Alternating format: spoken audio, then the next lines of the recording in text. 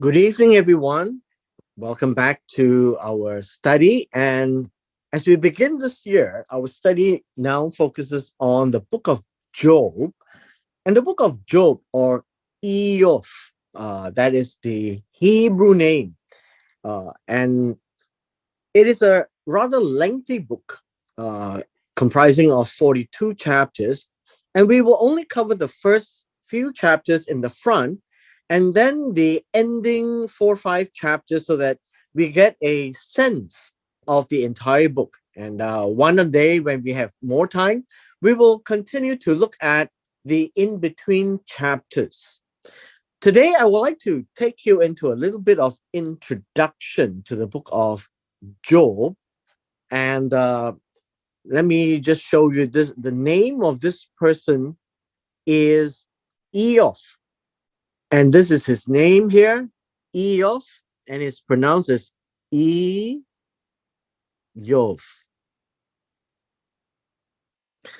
Now, the word Job or the name Job is actually a Latin translation that is derived from the Greek. As you know, the E pronunciation is not available in the Greek, and so now we have the word J representing that, and the O is actually OB, and so we get the bet, but it's pronounced as Eof. And so, just for our own sake, that you know that the name of Job in the Hebrew pronunciation is Eof. Now, this book is quite unusual from all the books that we have covered so far. And this book has a number of challenges for us today. This book talks about a person named Job, and this person may or may not be real. So there are views that the entire book of Job is metaphorical, it's a parable. But by and large, most people, even the Jewish commentators, take Job as quite literal, as someone who has lived at a certain point in time, and these things that were written about him. And so we get a flavor here that demonstrates to us there are some challenges in this book of Job, in the sense that it is not a traditional historical narrative book. When I say a historical narrative book, it would mean that we would get enough details concerning, say, like Abraham, that he had left Ur, and then he went to Haran, and then we can trace details of the journey and the people that he met and the things that he'd done. But in the book of Job, we don't have that kind of a background. And so we only are told that he comes from the land of Uz, as similar to Abraham in the land of Ur. And that would be in the Chaldean area, which is north of Israel. Now, as a sense of introduction, we won't get into Job 1:1 until I finish telling you about the general theme and the general tone of the book of Job. The book of Job really deals with a number of very thorny questions, somewhat difficult questions, but very practical, things that people will face sometime in this lifetime. The first major issue that portrays itself in general life speaks of this theme that life is not fair. Now, this theme goes through the book of Job, mainly in the person of Job, but it is not that he said that. It kind of portrays general life that when good people suffer and when bad people seem to have an enjoyment of life. That does not seem fair. In natural human minds, we always think that the good will prevail and the bad will be disavowed. There will always be blessings for the good, and the evil ones will not have their lives the way we would think they would have. But in general life, we do see many a times where good people suffer a great deal and bad people seems to triumph in their lives. However, this phrase is very precarious. Whenever a person says life is not fair, it appears to imply that God is not fair. And that is not a good thing to say. It virtually comes close to blaspheming God. And so this phrase should not be at the tip of our tongue.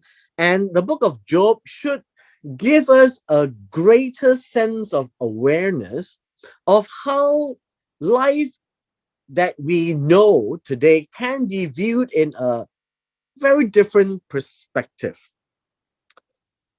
And so I want to share with you a view of how life should be construed. And there are two parts to this. One, that God has created this world and has placed natural laws in place. Natural laws govern every aspect of life and every aspect of the creation that God has made. And all of these will give us a natural cause and effect of life. Now, obviously, many a times we don't understand how nature works as well. And so we don't understand the cause, but we see the effects. However, this first principle of life must be appreciated, that the world is created by God and God has placed his natural laws in place so that everything runs according to his rules. And when we see the cause and effect, we can actually point to God. Now, unfortunately, many people in this world points only to nature and thereby ignore the God of creation. But regardless of how people would take the idea of cause and effect, the cause and effect is very much a God imposed element in this world. And so natural laws will keep the world going. But the book of Job also asks another question like, did God forget Job? Is God asleep?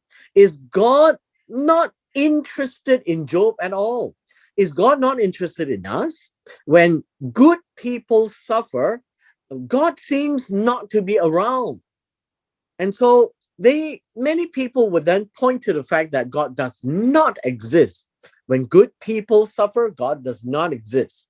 But the book of Job gives us a different glimpse of how God is, that there is a natural realm where we can see, and there is a supernatural realm that we can't see. And that is what the book of Job unveils to us a lot about how God works, who God is, in what manner, form, and shape is God entertaining his creation and his people. Let me now point out to you principle number 2, and this will be divine intervention.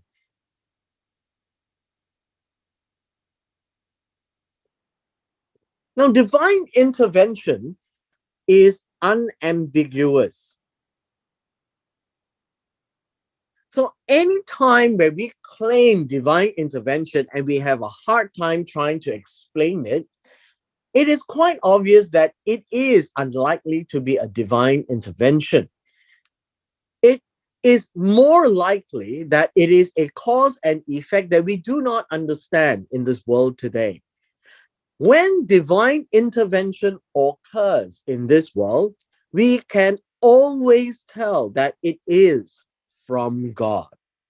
For example, when God intervened as the Israelites called out to God at a time of cruelty and oppression in the land of Egypt, God sent Moses, and it's documented, the 10 miracles, crossing the Red Sea, the miracles in the wilderness. We call that divine intervention because it is unambiguous. So the book of Deuteronomy, for example, in chapter 10, tells us why God did what he did in the wilderness to humble the Israelites so that when they are hungry, when they are out of water, how would they react to God? It are all tests to show them who is God and who is man. And so divine intervention is unambiguous when it happens. And throughout the Bible, we find a number of occasions. Now, I say a number of occasions, it is not prevalent, it is not frequent, it happens, and when it happens, it is very obvious.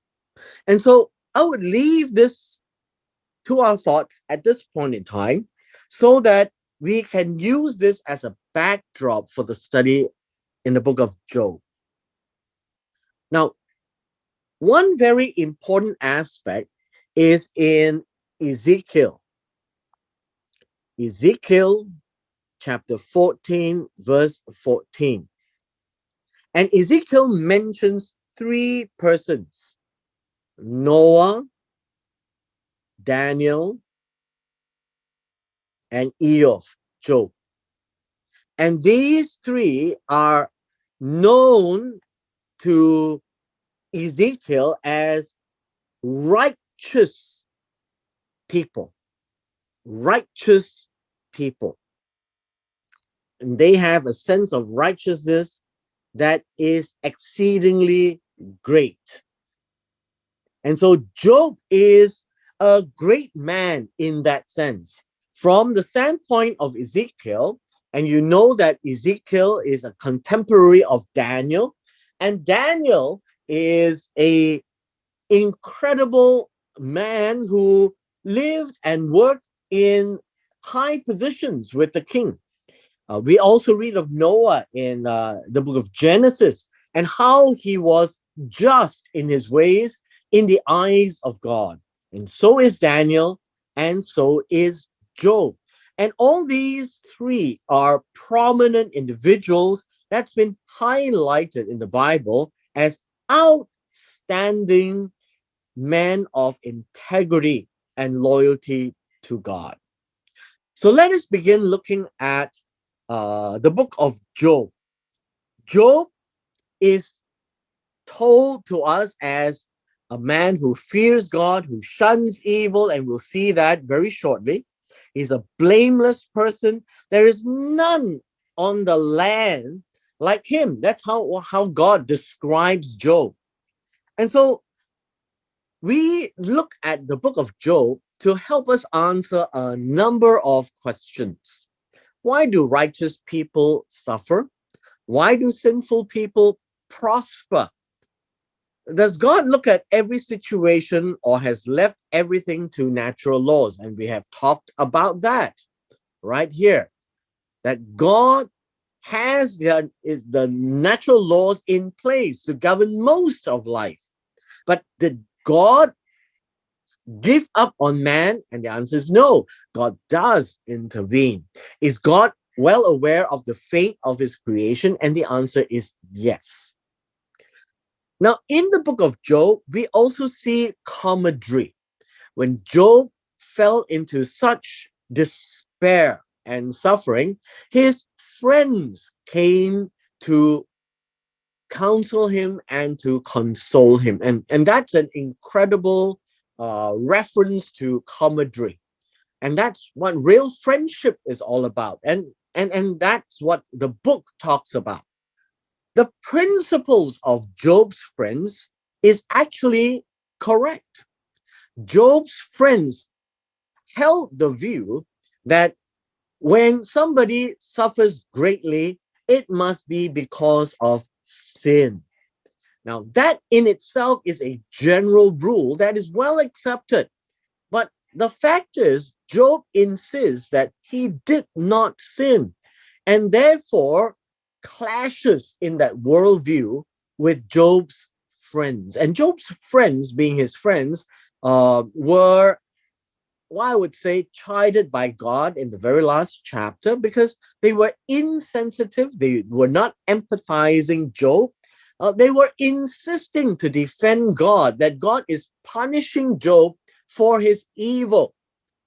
But in the book of Job, as we can see, Job defends that he has not done any such thing. The one thing that you can also see is this, that when one is suffering immensely, like Job, there are occasions in the book of Job that he says some wrong things. Now, wrong things doesn't make it evil, but wrong things means in the time of turmoil, he said things that he would regret saying. And that generally happens when people are under tremendous stress and tremendous suffering. Sometimes words do come out that does come out wrong, and they repent from it. The other thing that we will see very shortly is that good fortune does not last very long. Sometimes it can disappear at the blink of an eye. But what is more important in this book is how we see Job respond to his friends, Job's view of God, how God views Job, and how the entire scenario plays out in itself, and what did God do at the end of the day. And this entire book is very much about God, not as much about Job. Although the narrative talks about Job, it is for us to see how God is in the entire picture, number one. And number two, how a man like Job can actually remain loyal to God in face of such incredible tests. And this is something which is left for us to appreciate in the course of this book. And so, as we begin our study, let us now look at Job chapter 1.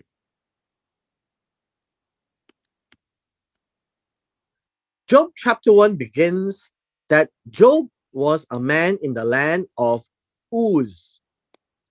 Now, the land of Uz comes from a number of views.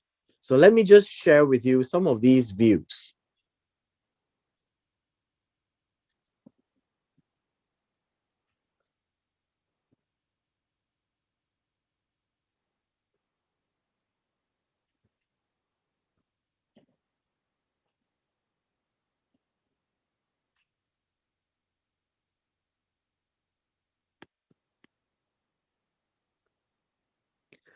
We can see the land of Uz as a reference to Genesis chapter 22, verse 21.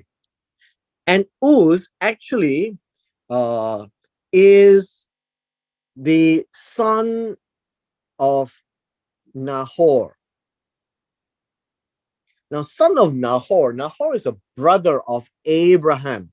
And so that leads many people to think that this would be at the time of Abraham, Isaac, and Jacob. And if Uz is with reference to the son of Nahor, it would be a land that's named after him, or he had founded the land, like the place, like when Abraham and Terah, they all moved out of Ur and went to the land, to the city of Haran. And so Haran itself is a uh, a name that is after his brother. And so those days, people give names of places after individuals. And so the land of Uz could really be a son of Nahor, according to Genesis chapter 22. However, in the book of Lamentations, chapter 4, verse 21, we actually do see that there is a land of Uz in Edom. And perhaps that would be one part of the equation, that it was in the time of Abraham, Isaac, and Jacob, in the land of Edom itself. Now, regardless, what happens is we find that the land of Uz uh, is crafted at a time where it is likely to be at the time of Jacob and maybe Abraham, and we leave it at that because we don't have anything definitive about Job in the land of Uz. The other important thing that we see in the book of Job is there is no mention. There is no mention of the law, which is Torah. There's no mention of Israel as a nation of God. And so, in this regard, it is generally and mostly accepted that Job is before Israel. And so, this is the background that we have to keep at the back of our minds. And so, it is a very important book, which means that Job is not an Israelite. Or you could see that Job is a God fearing person who is not part of the nation of Israel. And so it says that that man was blameless, upright, fearing God, and turning away from evil. And in this regard, we find this word blameless as complete, as I would say wholesome, complete. Uh, I think that would be good words to describe him. All right.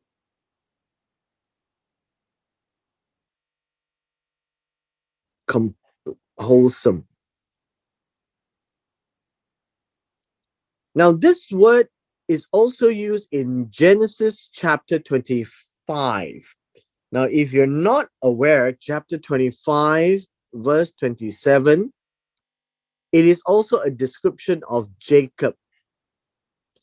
Now, when you go back and read Genesis 25, verse 27, you find all kinds of words used with regards to Jacob, but it's never blameless or just. And so I'm just trying to point out to you that the translation for the description of Jacob is flawed.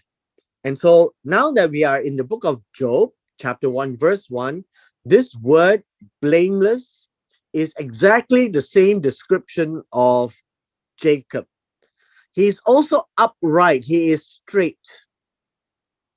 He walks a straight road as opposed to those who are wicked, who walks away from God. He is God fearing. He fears God. He is afraid of God. And so he makes very careful decisions in life. And in so doing, he turns away from evil. Now, the word turn away or turn aside, he is always departing, which means that if he was walking and then he sees evil, what essentially the word describes is that he will go away from it. He will not pass through it. He will not deal with it. He would avoid it. And so this is what God fearing is all about. And so we have an A and a B, and blameless and upright is also an A and a B. That a person who is complete and wholesome And blameless is one who does not stray away from the path, so he is straight and upright. One who fears God is one who turns away from evil. And that is how decisions are made by Job. Now, again, I want to point out to you that this is important for us to remember the idea of evil. The idea of evil is always from the eyes of the beholder. And in this case, when you talk about evil, it will be in the eyes of God. And so the description here that he turns away from evil is not about evil to himself, but evil in the eyes of God.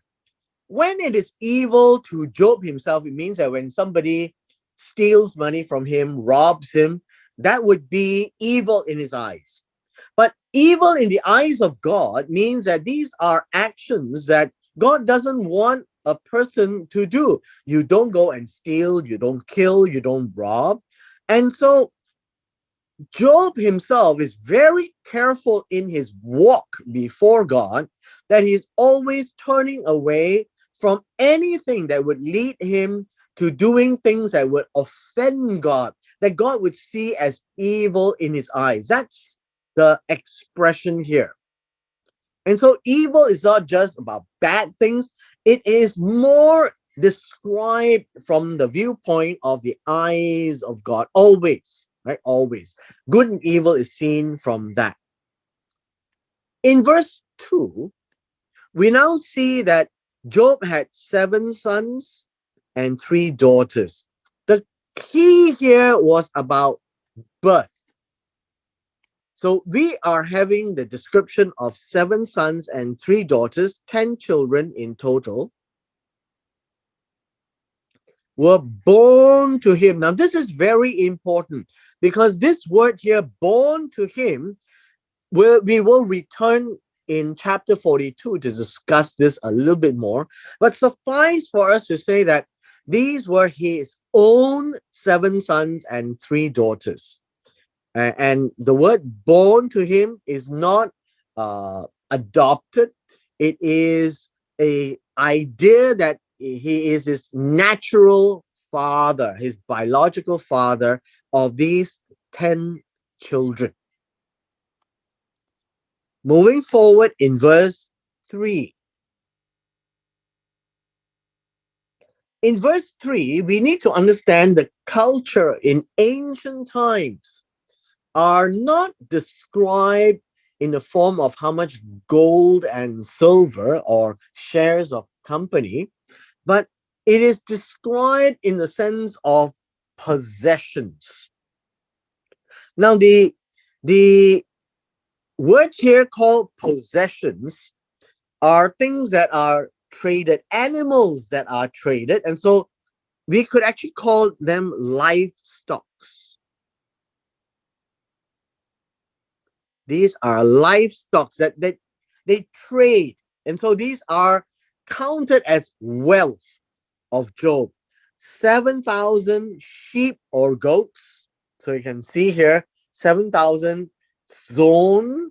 These are small cattle or small animals that it would be in the class of goats or sheep. So I'll just put here for your reference, sheep and goats. Then he has 3,000 camels, 500 yoke of oxen. Now, this idea of oxen here, uh, these would be the herds. These would be the herds of cattle. I guess when we use the word cattle, they will be ox and bulls and cows. 500 female donkeys. And then it says here, many servants. Now, uh, that's not exactly how the Hebrew construes it. The word servant is not the word servant here. This is about business. This is about business. So it talks about his production. It does talk about his enterprises,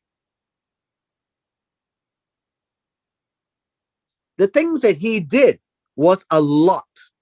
And so that it gave him a lot of wealth. And so now we see that man was the greatest of all the men in the East. Now, this idea of men in the East is not men in the East, it is actually sons of the East or the children of the East. He was greater than all the children or all the sons of the East. And so we can see that he is vastly wealthy. He has a lot of enterprises, a lot of businesses that he did. And so, from this standpoint, Job is an incredible person who is described as a virtuous person in the eyes of God. And in the eyes of man, he is seen as extremely successful, very wealthy indeed. He was the greatest of anyone who were able to do business. He was greater than anyone who had wealth. And so this description tells us that he is in that environment, and as such he is also a very powerful person. And so we need to understand that in ancient times, when you are extremely wealthy, including in today's times when you are incredibly wealthy, people would generally gravitate to you and ascribe power and authority to somebody who has been viewed as successful and wealthy. And so the first three verses gives us this idea of Job.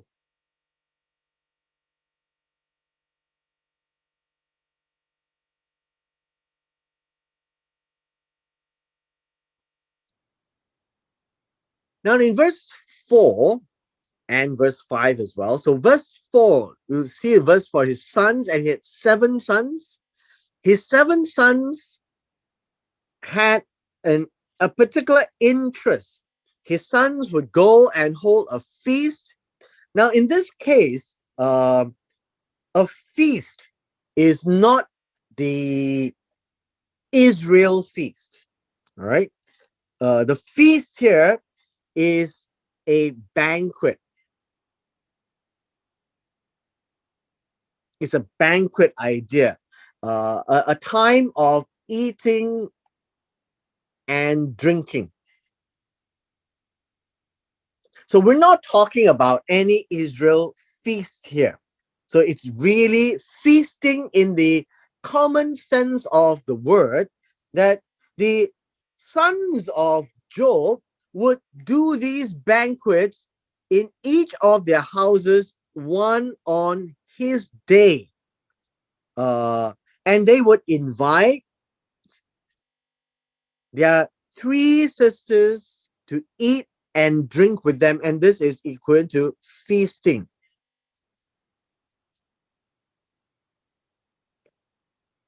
Now, the idea of feast in this case, we'll find that it is not an everyday feast. Otherwise, you would think that this would be a life of uh I guess debauchery. It would be a very heathenistic lifestyle. And so the idea of a feast that they would hold is described in verse 5. It says, when the days of feasting had completed their cycle. Uh, and the idea of cycle is that it goes around in a period.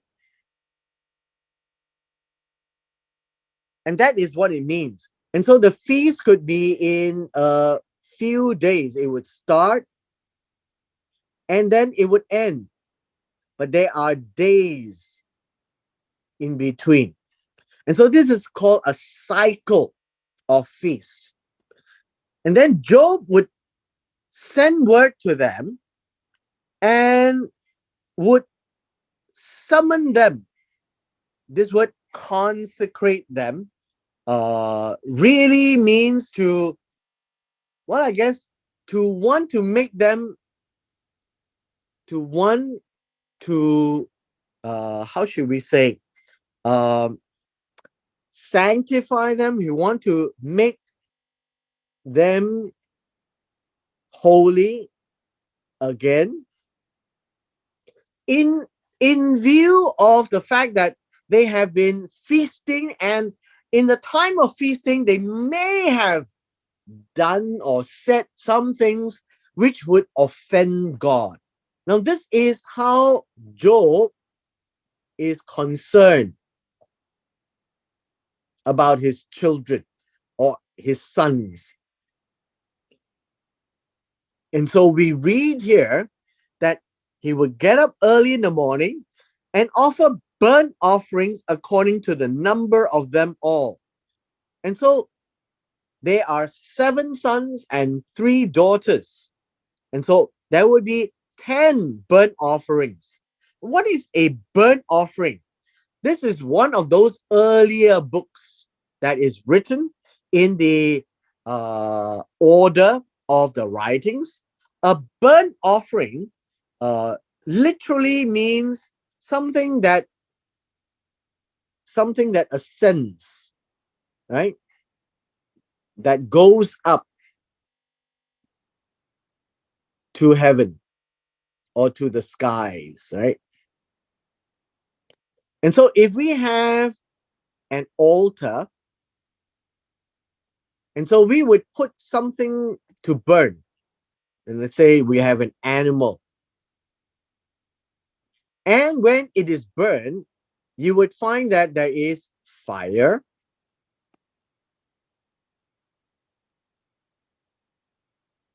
there would be fire, and obviously there will also be smoke going up.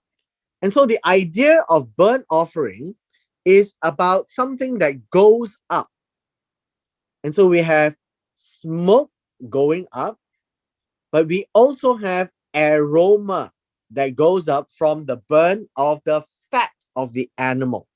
And so when you read the book of Leviticus and the other books in the Torah, you find this burnt offering, which is from the word olah, really to talk about this kind of a burning. And in the old days, you find that this is really an offering to God. For this reason, perhaps my sons have sinned and cursed God in their hearts. And so Job did this continually. You'd be interested to know that this word curse comes from the word bless, right? Barak. And you need to know that in the normal course of the word, this would be blessed from a good viewpoint, to say good things.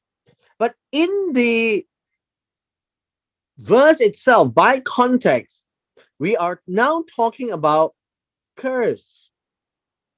And this is evil.